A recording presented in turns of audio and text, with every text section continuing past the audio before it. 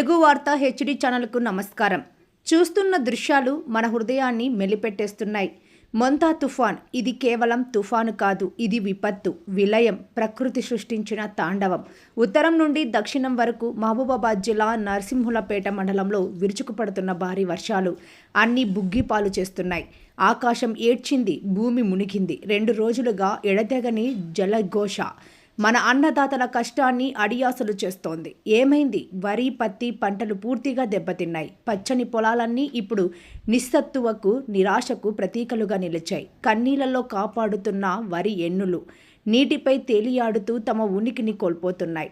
పత్తి మొలకలు వచ్చి కుళ్ళి రైతు గుండెల్లో నిప్పులు పోస్తున్నాయి.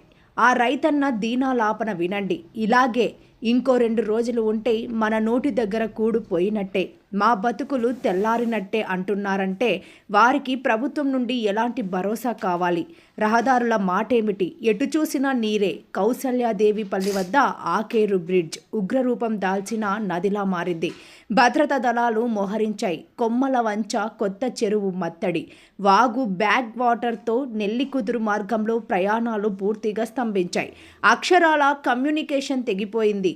ఫకిరీ తాండా, బుడ్డ తాండాలో పరిస్థితి మరీ దారుణం. వరద నీరు ఇంటింటా. ప్రజలు ప్రాణాలను అరచేతిలో పెట్టుకుని తమ నివాసాలను వీడుతున్నారు. ఎవరికి చెప్పాలి తమ కష్టం? ఇది పరీక్షా సమయం. ప్రజల ప్రాణాలు, రైతుల భవిష్యత్తు అన్ని అస్తవ్యస్తంగా మారుతున్నాయి. ఇప్పుడు కావాల్సింది కేవలం హామీలు కాదు, తక్షణ చర్య. ప్రభుత్వం తక్షణం స్పందించాలి. ఆలస్యం చేయకుండా బాధితులను ఆదుకోవాలి.